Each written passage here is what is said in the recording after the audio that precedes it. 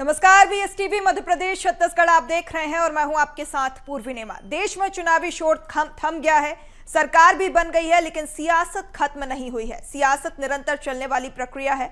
बात होगी देश और प्रदेश की सियासत की, बात होगी सियासत के सियासतदारों की, बात होगी राजनीतिक उठापटक की, प्रदेश के तमाम राजनीतिक मुद्दों की। इन्हीं किस्सों को लेकर आए हैं हम हमारे इस खास कार्यक्रम बात सियासत की में।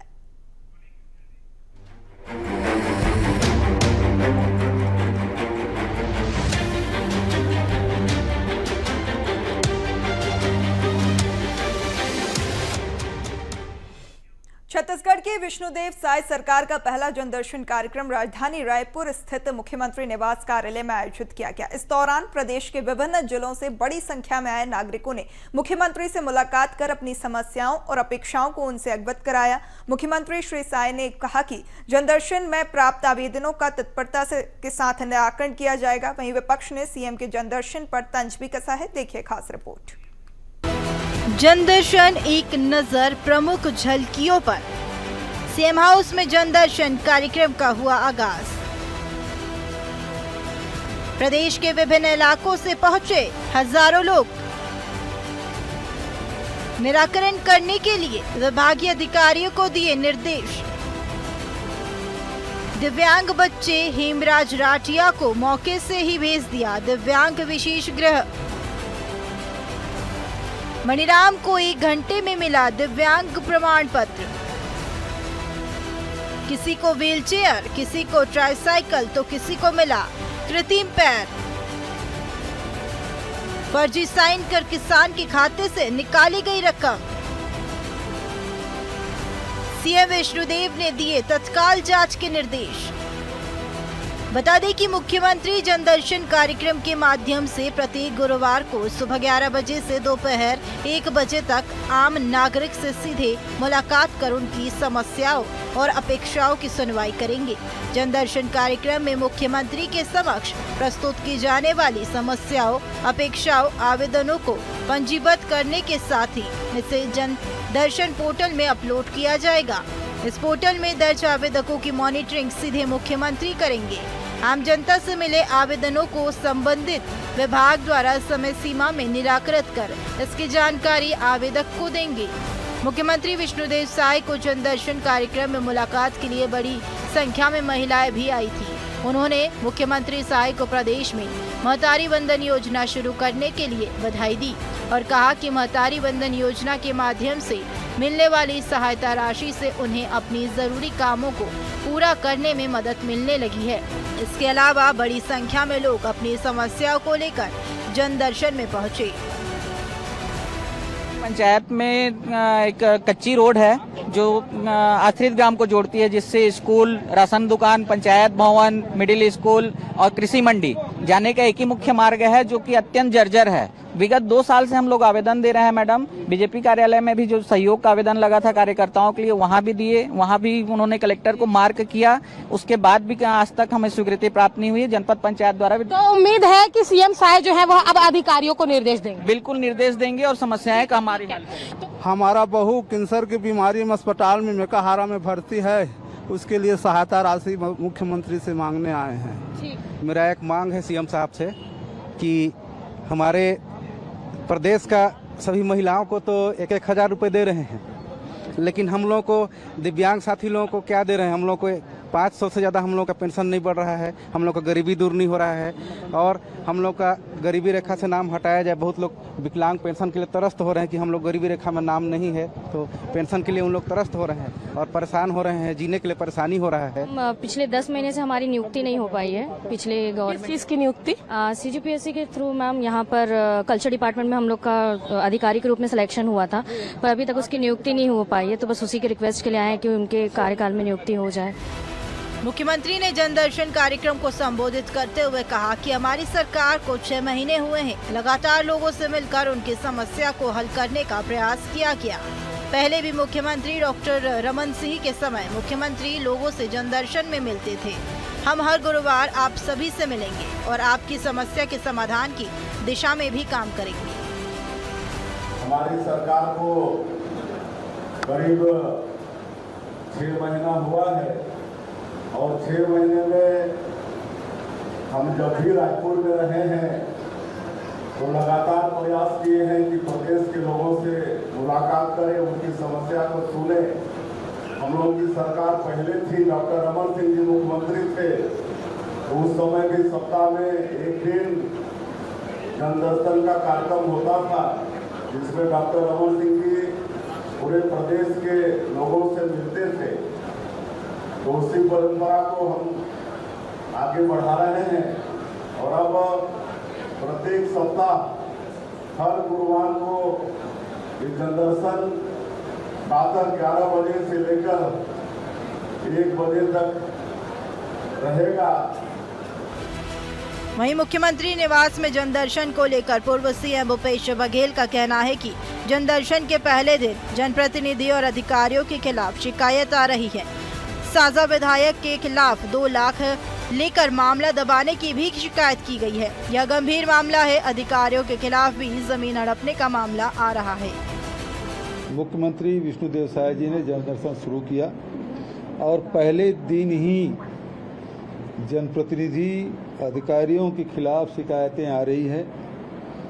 एक व्यक्ति ये कहते हुए शिकायत किया कि साजा के विधायक ने 2 लाख रुपया लेकर मामला दबा दिया है। ये बहुत गंभीर बात है। उसी प्रकार से अधिकारियों के खिलाफ शिकायत आ रही है कि किसी की जमीन हड़प ली है। तो ये तो आम बात हो गई है। पहले रमन सिंह जी कहते थे कि 1 साल कमीशन खोरी बंद कर दो, और अभी अब देखिए कि किस प्रकार से विधायकों के खिलाफ 2 लाख रुपए लेने की बात आम जनता की ओर से आ रही है। बहरहाल सीएम का जनदर्शन कार्यक्रम एक अच्छी पहल है। इसके माध्यम से प्रदेश के हजारों लोग अपनी समस्या को सीधे प्रदेश के मुखिया विष्णुदेव साय के सामने रख रहे हैं। इसके माध्यम से न सिर्फ जनता की समस्याओं का समाधान हो रहा है, बल्कि मुख्यमंत्री भी प्रदेश की प्रशासनिक व्यवस्था और सरकार की योजनाओं की जमीनी हकीकत से रूबरू भी हो रहे हैं। अब देखना होगा यह जनदर्शन जनता की उम्मीदों पर कितना खरा उतरता है। मोनिका दुबे, BSTV, रायपुर। और यहाँ मध्य प्रदेश में बदनामी का ये दाग व्यापम के वक्त से जो लगा है, तो अभी तक मिटने का नाम नहीं ले रहा है। चाहे एडमिशन हो या नौकरी, जमकर खेल करता है सिंडिकेट। जब घेरा जांच एजेंसियों का बढ़ता है तो कुछ छोटे मोटे पैमाने पर लोग पकड़े जाते हैं और बड़े लोग फिर अलग खेल की तैयारी में जुट जाते हैं। केवल मध्य प्रदेश नहीं, देश भर में इस सिंडिकेट ने करोड़ों लोगों के भविष्य को बर्बाद कर दिया है। आलम यह है कि एक भी परीक्षा ऐसी नहीं बची है जिसे मैं लोग शक ना करें, शक की नजरों से ना देखें। उत्तर प्रदेश ने एक अध्यादेश के जरिए बहुत कड़ा कानून बनाया है, जिससे ऐसे घोटाले करने वालों की आजीवन कारावास और 1 करोड़ रुपए के जुर्माने का प्रावधान किया गया है। मध्य प्रदेश की सरकार भी एक अध्यादेश उत्तर प्रदेश की तरह लाने वाली है, जिसमें अभी तक मिली खबरों के मुताबिक 10 साल की सजा, अग्रिम जमानत ना होने देने और तगड़े आर्थिक जुर्माने का खाका बनाया जा रहा है। कौन है ये सिंडिकेट जो बिना डरे लाखों लोगों का जो भविष्य है वो बर्बाद कर देते हैं? क्या सरकारी अमले की मिली भगत से ये संभव है? ये भी है कि क्यों बड़े नाम जेलों तक नहीं डाले जाते हैं, छोटे ही अक्सर क्यों पकड़े जाते हैं? और यह भी कि आने वाले विधानसभा सत्र में क्या संसद में नीट परीक्षा हंगामे जैसे आसार यहां पर बन पाते हैं या नहीं? देखिए खास रिपोर्ट। भर्ती परीक्षाओं में पेपर लीक मामले को लेकर एमपी में भी कड़ा कानून बनने जा रहा है। उत्तर प्रदेश की योगी आदित्यनाथ सरकार ने पहले ही ऐसे मामले के दोषियों के लिए आजीवन कारावास और 1 करोड़ रुपए के जुर्माने के प्रावधान वाले अध्यादेश को मंजूरी दे दी है। पेपर लीक मामले में मध्य प्रदेश दूसरे स्थान पर कंबाइंड रूप से आता है। यहाँ भी व्यापम घोटाले के बाद ऐसी घटनाएं रुक नहीं रही हैं। एडमिशन और नौकरी दोनों में हमारे यहाँ बहुत से घोटाले समय समय पर सामने आते रहते हैं। कुछ कार्रवाइयाँ भी होती हैं, लेकिन उससे इस गिरोह को कोई फर्क अब तक तो पड़ता दिखा नहीं।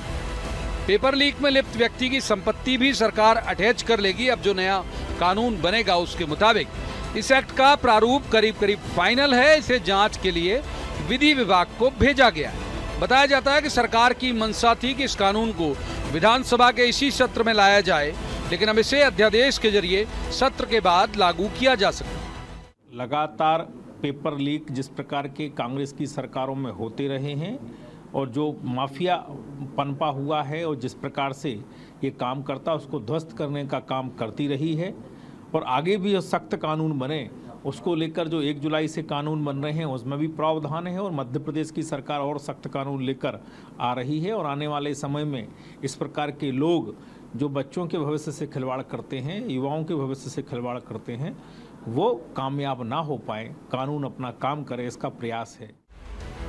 ये तो तय है कि विपक्ष हालिया शुरू होने वाले विधानसभा सत्र में इस मसले को बहुत जोर शोर से उठाएगा। नरसिंह घोटाले को लेकर जिस तरह से सीबीआई के अधिकारी और मान्यता देने वाले अधिकारियों की भूमिका सामने आई है, उसने विपक्ष को एक बड़ा मसला दिया ही है। नीट को लेकर संसद में जैसे विपक्ष हंगामा कर रहा है, वैसा विधानसभा में भी संभावित है। ये नेता प्रतिपक्ष उमंग सिंगार का लहजा देखकर लग रहा है। उनका आरोप है कि योजनाओं और नए कानून बनाने वाले कौन हैं? वही हैं जो बल्लभ भवन में बैठे हैं। ये वही हैं जो नर्सिंग कॉलेज के नियम बनाए। क्या मंत्रियों पर गाज गिरेगी? क्या मंत्रियों पर जुर्माना होगा?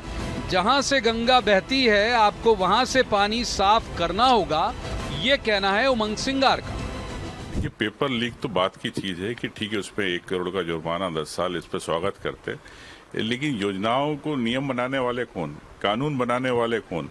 जो बल्लभ भवन में बैठे जो मंत्री है, जिसमें आपने भी यार नर्सिंग कॉलेज के नियम बनाए, क्या इन पे 1 करोड़ का जुर्माना होगा? कानून बनाना एक बकवास है। मैं तो ये कहता हूँ कि जो जहाँ से गंगा बहती है सबसे पहले वहाँ पर आपको वहाँ का पानी साफ करना पड़ेगा। इसमें कोई दो राय नहीं कि घोटाला सामान्य भ्रष्टाचार या घपले की श्रेणी में तो नहीं आता, बल्कि लाखों लोगों का भविष्य बर्बाद कर देता है। और ये भी एक कड़वी सच्चाई है कि सरकारी लोगों के शामिल हुए बिना इतना बड़ा घोटाला करना मुमकिन भी नहीं है। उम्मीद की जानी चाहिए कि नए कानून बनने के बाद ऐसे अपराधों पर पूरी तरह से रोक लग सकेगी। Bureau report, BSTV। और यहाँ लोकसभा चुनाव खत्म हो चुका है, लेकिन अब अगले चुनाव की आहट सुनाई देने लगी है। प्रदेश में नगरीय निकाय चुनाव को लेकर सियासी गलियारे गूंज उठे हैं। वहीं कांग्रेस अपना पुराना राग रापने लगी है। कांग्रेस ने ईवीएम पर भी सवाल उठाए हैं। इसी पर देखिए हमारी खास रिपोर्ट। लोकसभा चुनाव का शोर अभी थमा ही था कि प्रदेश में नगरीय निकाय चुनाव को लेकर सियासत का गलियारा गूंज उठा है। चुनाव तो जब होगा तब होगा ही, लेकिन उससे पहले बयानबाजी और कांग्रेस बीजेपी में तकरार जोरदार है। खबरें यही कहती हैं कि नगरीय निकाय चुनाव साल के अंत में होंगे, फिर इसमें अभी से क्यों सियासत हावी, ये भी आपको बताते हैं। दरअसल शुक्रवार को कांग्रेस ने छत्तीसगढ़ राज्य निर्वाचन आयुक्त से मुलाकात की। मुलाकात के साथ कांग्रेस के पार्षद दल ने राज्य निर्वाचन आयोग से बैलेट पेपर से निकाय चुनाव कराने की मांग की है और ज्ञापन सौंपा। अब इस मांग के साथ ही कांग्रेस बीजेपी पर निशाना भी साध रही है। कांग्रेस के पूर्व विधायक विकास उपाध्याय इस मांग को लेकर कहते हैं कि लोकसभा चुनाव के समय ईवीएम पर सवाल उठे थे, पारदर्शिता से चुनाव होना चाहिए। उन्होंने ये भी कहा कि सबसे पहले बीजेपी के दिग्गज नेता लालकृष्ण आडवाणी ने ईवीएम पर सवाल उठाए थे। वोटिंग मशीन पर लगातार प्रश्न चिन्ह लग रहे हैं। पहले भी लोकसभा चुनाव में, इस लोकसभा चुनाव में भी लगातार हर राजनीतिक दल के व्यक्ति ने इस बात को कहा है और कहीं ना कहीं उदाहरण के रूप पर साबित करके भी दिखाया कि वोटिंग में जंपिंग है। इसलिए नगर निगम के चुनाव छत्तीसगढ़ में बैलेट पेपर के माध्यम से हो, इस बात को हमारे जनप्रतिनिधियों ने रखा है और मैं समझता हूँ ये इसमें पारदर्शिता होना चाहिए, ट्रांसपेरेंसी रखने की आवश्यकता है और उसको चुनाव कराए। वोटिंग तो है, दूध का दूध पानी का पानी हो जाएगा। दूसरी महत्वपूर्ण बात, भारतीय जनता पार्टी के नेताओं ने सबसे पहले वोटिंग मशीन पर प्रश्न चिन्ह लगाने का काम किया था। लालकृष्ण आडवाणी जी, जब वोटिंग मशीन की शुरुआत की गई थी तो लालकृष्ण आडवाणी जी ने सबसे पहले प्रश्न चिन्ह लगाया था, उन्होंने विरोध किया था। तो हमारे जनप्रतिनिधियों ने मांग की है और बिल्कुल चुनाव आयोग को उस पर ध्यान देना चाहिए। उधर कांग्रेस हमलावर है और राज्य निर्वाचन आयुक्त से बैलेट पेपर से चुनाव कराने की मांग कर रही है, तो इधर विधानसभा और लोकसभा में विशाल जीत से गदगद बीजेपी कांग्रेस पर तंज कसने से नहीं चूक रही। डिप्टी सीएम अरुण साव कांग्रेस की इस मांग पर कहते हैं कि कांग्रेस पार्षद दल अभी से हार मान चुका है, वो अभी से हार से बचने का बहाना ढूंढ रहे हैं। यही बताता है कि अभी से वो हारा हुआ मान रहे हैं, हार के बहाने ढूंढ रहे हैं, हार से बचने के बहाने ढूंढ रहे हैं, यही बताता है। अब चुनाव को लेकर जो कयास हैं वो यही कहते हैं कि नवंबर-दिसंबर तक नगरीय निकाय चुनाव होंगे, लेकिन उससे पहले सियासत किस कदर हावी है ये तो आप खुद देख रहे हैं। इस मांग के साथ लोकसभा चुनाव के दौरान मुख्य चुनाव आयुक्त राजीव कुमार का ईवीएम को लेकर शायराना जवाब याद आ रहा है। अधूरी हसरतों का इल्जाम हर बार हम पर लगाना ठीक नहीं। Bureau report, BSTV, Chhattisgarh. और यहाँ चुनाव में करारी हार मिलने के बाद मध्य प्रदेश में कांग्रेस पार्टी पूरी तरह से एक्टिव दिखाई दे रही है। वहीं प्रदेश में हुए तमाम घोटालों को लेकर सरकार को एक पत्र भेजने की तैयारी में कांग्रेस पार्टी है। वहीं कांग्रेस एक नया अभियान भी शुरू करने जा रही है, जहां इस अभियान को कांग्रेस ने पर्चा, चर्चा और हर्जा नाम दिया है, जो 1 जुलाई से प्रदेश भर में शुरू हो जाएगा। आखिर क्या है कांग्रेस का पर्चा, चर्चा और हर्जा अभियान, देखिए इस रिपोर्ट में। मध्य प्रदेश में पेपर लीक का मामला तूल पकड़ता जा रहा है। हालांकि पेपर लीक मामले के तार मध्य प्रदेश से जोड़े जा रहे हैं, जबकि पूरे देश में पेपर लीक के मामले को लेकर सियासत तेज हो गई। वहीं नीट, नेट, UGC, PG इन सभी एग्जाम्स के पेपर लीक होने के बाद जहां एक तरफ MP की राजनीति में सियासी उबाल आ गया, तो वहीं कांग्रेस इस मुद्दे को जनता के जहन में पक्की छाप डालने की तैयारी कर रही है। 1 जुलाई से कांग्रेस प्रदेश में पर्चा, चर्चा, हर्जा अभियान का आगाज करने जा रही है। अभियान के लिए कांग्रेस के विचार विभाग ने खाका भी तैयार कर लिया। कांग्रेस का कहना है कि परीक्षाओं के भ्रष्टाचार पर पर्चा प्रकाशित कर पहले पर्चे बांटे जाएंगे। इसके बाद गांधी चौपाल के जरिए पीड़ित विद्यार्थियों से चर्चा की जाएगी। जिन गरीब बच्चों का परीक्षा में परिवहन और आवास पर हजारों का नुकसान हुआ, उसके लिए हर्जाना दिए जाने की मांग भी की जाएगी। मध्य प्रदेश से व्यापम का जो एक तरह से जिंद जब से निकला है, मैं समझता हूँ देश में रुकने का नाम नहीं ले रहा है और इसको संरक्षण दाता भारतीय जनता पार्टी है। वो प्रदीप जोशी जो व्यापम के सरगना ही कहेंगे, उसके अध्यक्ष थे, वहाँ घोटाला किया। मध्य प्रदेश PSC में रहे, वहाँ घोटाला हुआ, वहाँ पर पेपर लीक हुए। छत्तीसगढ़ पहुँचे तो वहाँ भी उन्होंने वही किया। और मैं समझता हूँ आज NTA हो या नीट की परीक्षाएँ हो, सभी संदेह के दायरे में तो है ही है। यहाँ तक मैं समझता हूँ कि आपने DGP को हटा दिया, वो अलग बात है, लेकिन आप प्रदीप जोशी पर कब कार्रवाई करेंगे? मुझे तो नहीं लगता कि प्रदीप जोशी, चूँकि इनकी पृष्ठभूमि देखें तो ये अखिल भारतीय विद्यार्थी परिषद से आए हैं, ये RSS संघ से आए हैं, इनको लगातार नियुक्तियाँ दी जाती हैं और इनके अनुवांशिक संगठनों के लोगों को फ़ायदा पहुँचाने के लिए काम करते हैं। इसकी पोल खोलने के लिए कांग्रेस ने बीड़ा उठाया है और कांग्रेस, युवक कांग्रेस पूरे देश में मैं समझता हूँ बिगुल फूंकने का काम करेगी, युवाओं को जगाएगी और युवाओं को साथ होकर के युवाओं को न्याय दिलाने के लिए माननीय राहुल गांधी के नेतृत्व में, चाहे सड़क पर हो चाहे सदन में हो, हम इन्हें न्याय दिलाने के लिए इनके साथ खड़े हैं। मध्य प्रदेश के मुख्यमंत्री डॉक्टर मोहन यादव भी हर मामले को लेकर एक्शन में दिखाई दे रहे हैं, जिसके चलते अधिकारियों को निर्देश दिए गए कि किसी भी प्रकार की शिकायत मिलने पर तुरंत कार्रवाई की जाए। हालांकि कांग्रेस पार्टी प्रदेश में माहौल बनाने की कोशिश कर रही है, क्योंकि छिंदवाड़ा जिले के अमरवाड़ा में उपचुनाव हैं, वहीं 3 सीटों पर उपचुनाव होने की संभावना है, जिसके चलते कांग्रेस पार्टी पूरी जोर लगाती हुई नजर आ रही है। हालांकि अभियान को लेकर बीजेपी का कहना है कि कांग्रेस का अभियान केवल हवा हवाई दिखाई दे रहा है, धरातल पर कांग्रेस के पास कार्यकर्ता नहीं है।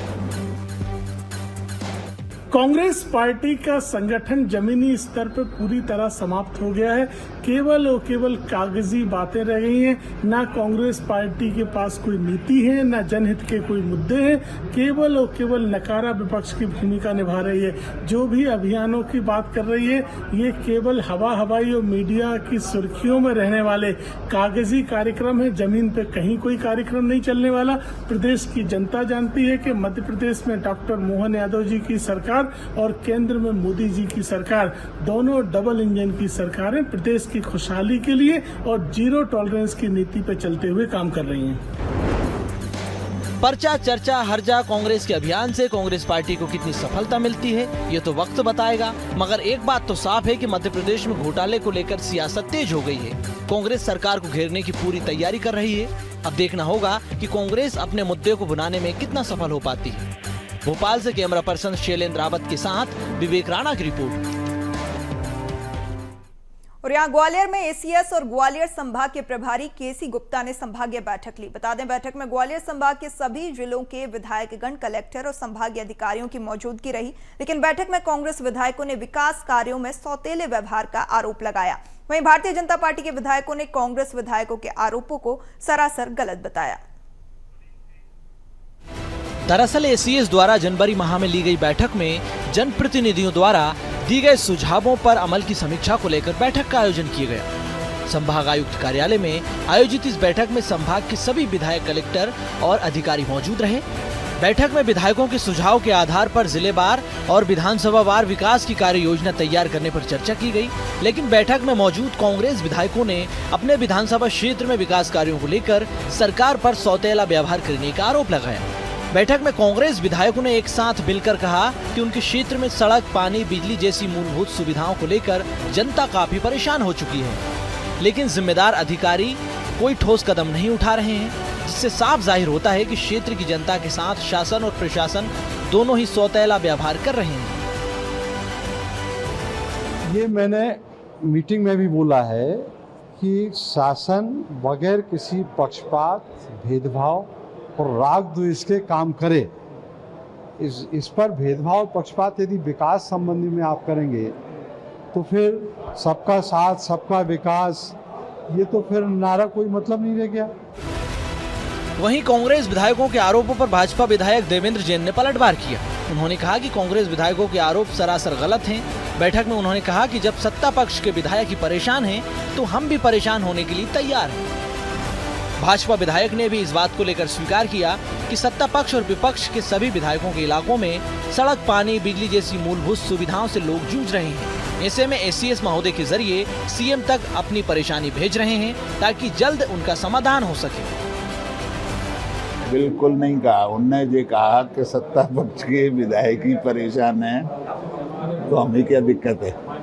मैंने ये कहा, ये तो तुम्हारे संतोष की बात है।